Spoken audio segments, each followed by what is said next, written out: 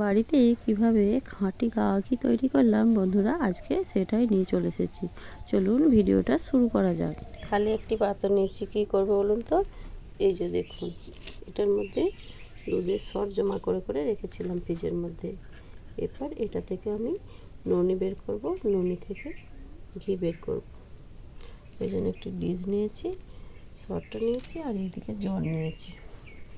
তো চলুন আমি কীভাবে সরটাকে ননিতে পরিণত করছি দেখে নিন। এর জন্য প্রথমে সরটা আমি একটি থালাতে ঢেলে নিলাম।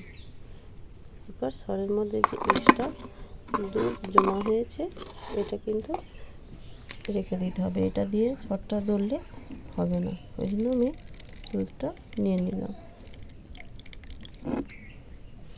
ফ্রিজের মধ্যে রেখেছিলাম, বরফ হয়ে গিয়েছিলো, কিছুক্ষণ বাইরে রেখেছি, তো ওই জন্য একটু জল বেরোনোর মতো হয়েছে আর কি। তো এটা রেখে দিলাম। এরপর হাতের সাহায্যে ভালোভাবে এটাকে দলে নিতে হবে। প্রথমে এরকম করে ভালো করে ভেঙে নিতে হবে, দিয়ে এরপর এটাকে একদম মোমের মতো তৈরি করে নিতে হবে, ঠিক এইভাবে।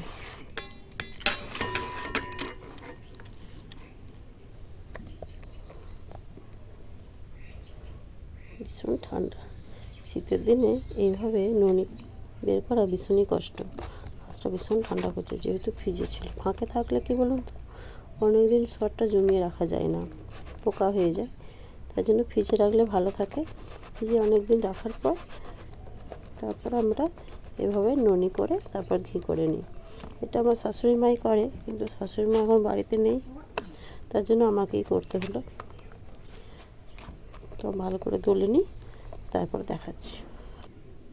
আরও আর একবার দেখিয়ে দিচ্ছি, দেখুন বন্ধুরা, এইভাবে ভালোটি করে ঘষে ঘষে সরটাকে দলতে হবে। যখন একদম মিহি হয়ে যাবে, কোনো দানা দানা ভাব থাকবে না, তখনই হয়ে যাবে। তারপর আর একটা টেকনিক আছে, যে হয়েছে কি না কীভাবে চেক করবেন, সেটা আমি এটা একটু দলে নিই, তারপর দেখাচ্ছি। দেখতে থাকুন, দেখুন কত সুন্দর হয়েছে। এরপর টেকনিকটা জেনে নিন। যখন দেখবেন এরকম করে ঠিক হয়েছে কিনা বুঝতে পারছেন না, তখন এরকম জলের মধ্যে একটুখানি উপর থেকে দিয়ে দিবেন। এই যে দেখছেন জলের উপর ভাসছে না, তখনই ভাববেন যে আপনার সরটা হাতে করে ঘষা হয়ে গেছে, মানে এর থেকে এবার ননি উঠবে। এটা যদি আপনারা হাতে করে না করতে পারেন, ইলেকট্রিক মেশিন দিয়েও করতে পারেন, কিংবা মিক্সি মেশিন দিয়েও করতে পারেন। আজকে আমি হাতে করেই করে নিলাম। দেখুন কত সুন্দর হয়েছে। এই জলটাই আমি দিয়ে দিচ্ছি, দেখুন।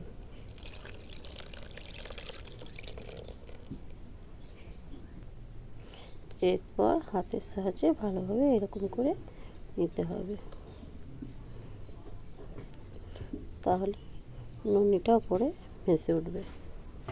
দেখুন কত থালা ভর্তি হয়ে ননিটা হয়েছে না। ঠিক আছে, এরপর আমি এখান থেকে এইভাবে ছেঁকে ছেঁকে তুলে এই পাত্রটিতে রাখবো। তো আমি এক হাতে যেহেতু করছি একটু অসুবিধা হচ্ছে, তাই আমি এইভাবেই তুলে নিচ্ছি। দেখুন বন্ধুরা, এই গোল থেকে আমি সমস্ত ননি তুলে নিয়েছি।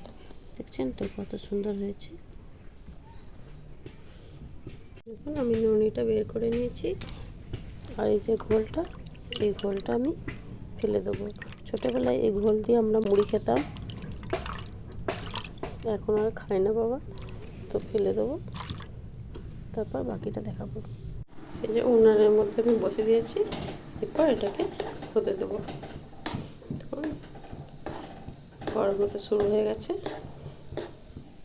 প্রথমে এরকম ফেনার মতো হবে, দেখুন এই যে ফেনার মতো হবে। তারপর কিছুক্ষণ পর, মিনিট 10-এর মতো লাগবে এটাকে ঘিয়ে পরিণত করতে। এই যে ফেনার মতো হচ্ছে না, আর আস্তে আস্তে এটা ঘি হয়ে যাবে। বুঝছেন কেমন ফুটছে? এবার ফুটতে ফুটতে এটা ঘি হবে, একদম হয়ে গেছে। যেরকম কালার যখন হবে তখন এটা অফ করে দিতে হবে।